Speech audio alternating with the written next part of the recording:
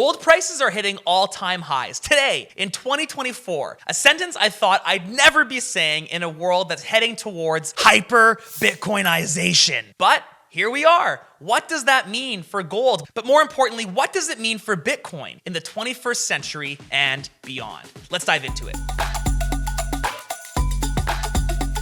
First things first, we've got a TikTok to inform us.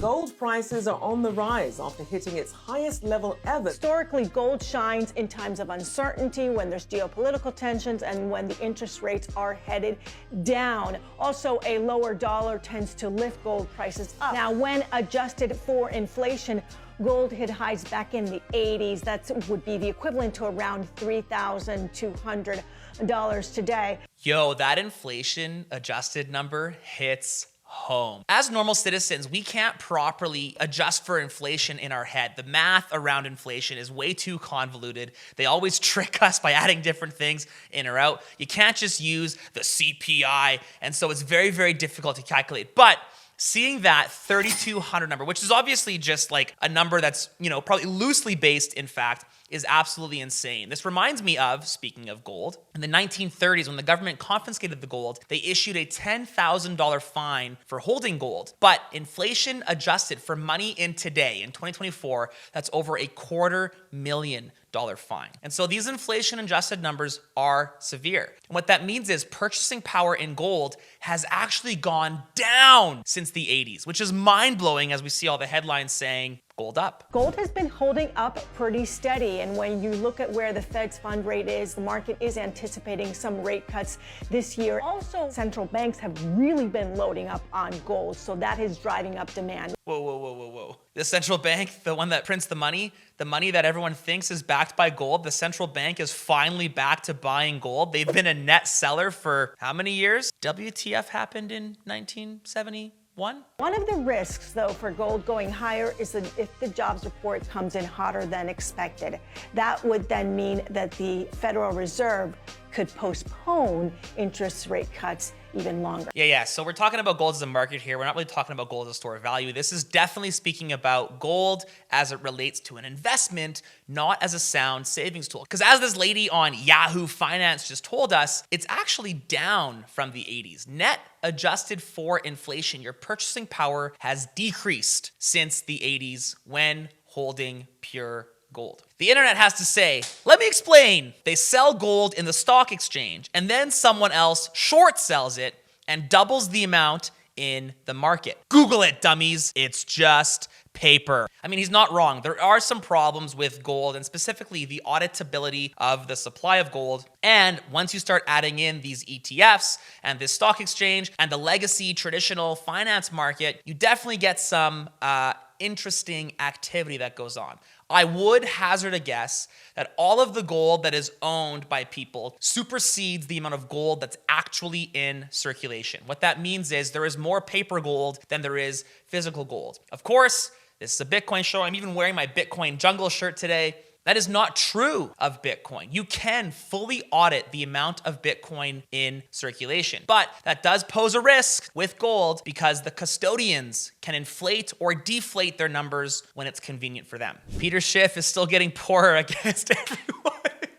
Man, if Peter Schiff wasn't so dumb, I would feel really bad for him. I think it's as much about the old dollar is only worth about 1.87% of its original value. This is an epic point that I fully agree with. As Bitcoiners, we know Bitcoin doesn't go up, gold doesn't go up, housing prices don't go up. The dollars which you use to measure that asset go down. We are constantly inflating our assets because of money printing, because of inflation. They got all the honest people's gold and all the criminals got to keep theirs.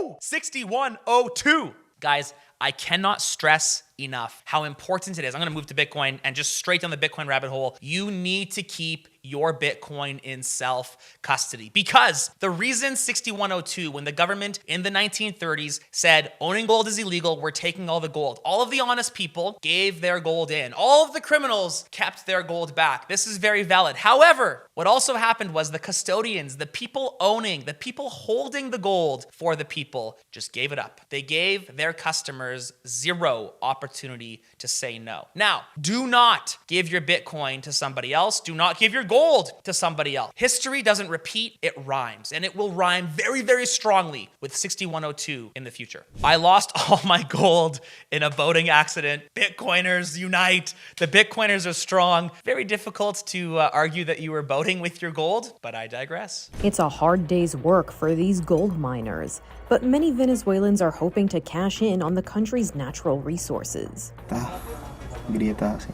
In these cracks is the gold. It's this black spot here. However, human rights advocates say the mining industry in Venezuela has gotten out of control, with many illegal mines exploiting workers and putting them in danger. Advocates say mercury exposure is just one hazard. They say dynamite is being used to get to the gold, and miners work in hot conditions with limited safety gear.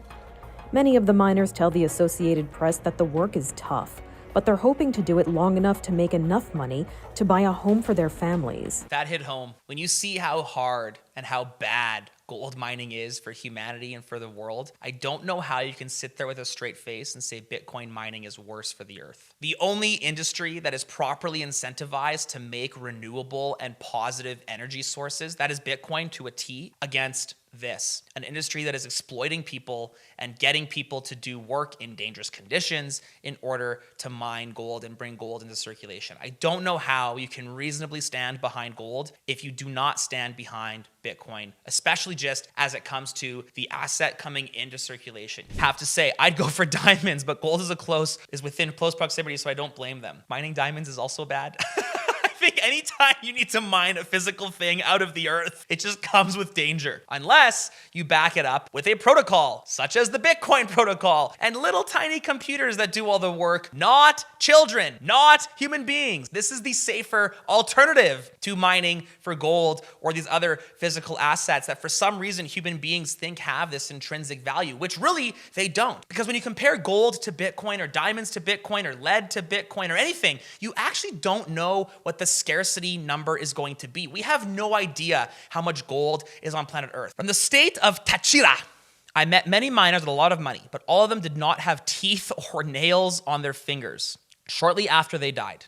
We all know that mercury kills them, but they do it out of necessity. This is a hard state of the fiat economy. This is what happens, especially in Venezuela, where the government has actually inflated the money to zero. There are billionaires in Venezuela. The money is littered in the street, and yet poverty is high. When you print money to protect people, you always end up hurting people. Bitcoin is for the human beings. Bitcoin should be a human rights issue. Bitcoin is a human rights issue. I'm ripping apart this piece of gold because I'm going to show you 2 ways to cash in gold in the Diamond District.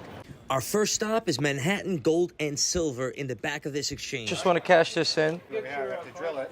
Drill it. They have to drill a core sample to determine the purity of the gold. They drill a little bit out, and they put it in the spectrometer, which comes back as 97% pure gold. Do cash? You want to do check? It's up to you. I opt out for the check, and they issue that right away. I was barely there for 5 minutes, and I already got a check for $4,596. The check has today's gold price, the pennyweight price that I got, and the purity and everything else I need, and I'm off to the next spot. This seems like a really weird, it's obviously by like a diamond jewelry guy trying to look at his chains, bro. I just saw the chains. If you believe gold is sound money, I don't know why you're trading it in for a check. You gave up gold in self-custody for literally a piece of paper that you cannot use anywhere other than as an IOU from the government in the bank. You're adding like layers upon layers upon layers of criteria which allow you to spend that money. It is very easy to sell gold. It should be very easy to sell gold. Gold is, relatively speaking, fairly fungible. But I think this video actually gives us a true representation of the differences between gold and Bitcoin, not just in its physical realm, but first things first, he's actually holding gold. So it looks like he's holding about 10 grand worth of gold there, a couple ounces, which is great. That's a lot of cash. However, it's not life savings material. It would be very, very difficult for you to walk around and actually hold, physically take custody of a life savings amount of gold. Whereas with Bitcoin, it's literally digital. You have the ability to hold you and your generations to come life savings, generational wealth on an SD card. The next thing I want to point out is he had to physically walk somewhere. If you want to sell Bitcoin, you just need to go to bitcoinwell.com. Use referral code. Hey, sorry about this, but Adam actually misspoke. You're supposed to use the code Kinetic right here. Thanks, guys. You can sell Bitcoin online in a digital exchange anywhere in the world, wherever you are in the world. Now, there are some criteria and some stipulations towards how the money, the fiat, the dollars can actually move from the exchange's account to your account. But realistically speaking, you don't have to actually leave your house to sell Bitcoin. The dude's the CEO putting a target on his own head. Yeah, I mean, look, ultimately, when you carry your wealth around on your neck, you're gonna have some problems. Bitcoin forces you to be and remain humble. That's why we say, stay humble, stack sats. On Twitter today, we have gold making all-time highs cross 2460. Indian grandmothers and mothers always bought gold on auspicious occasions, and they always invest savings in gold. It is kept safe in households and passed on to the next generation. I bow down to them for their insight on investing as gold. Data to look at. Boom. This is such a good mindset. Build generational wealth by saving your value in sound money. Gold is absolutely, for like 2 millennia, the best alternative to cash, to a fiat currency. But in 2008, there was a better way. Thanks to the white paper released on October 31st in 2008, Bitcoin came to be a better way. This is a better version of digital gold. Bitcoin is sound money for the 21st century. But don't listen to me, some decade-old Bitcoin entrepreneur crazy guy. What do you think? Is gold superior to Bitcoin, or is gold passing the torch? Is it time for the torch of sound money to be passed from gold to Bitcoin so that our future generations can have a digital representation of their values stored on the blockchain but protected by sound money principles? If your argument is that gold isn't going away, tell me why it's better than Bitcoin. That's it for me today. Thank you. Remember to like and subscribe to Get Based if you want more based content like this. My name's Adam. Stay sovereign.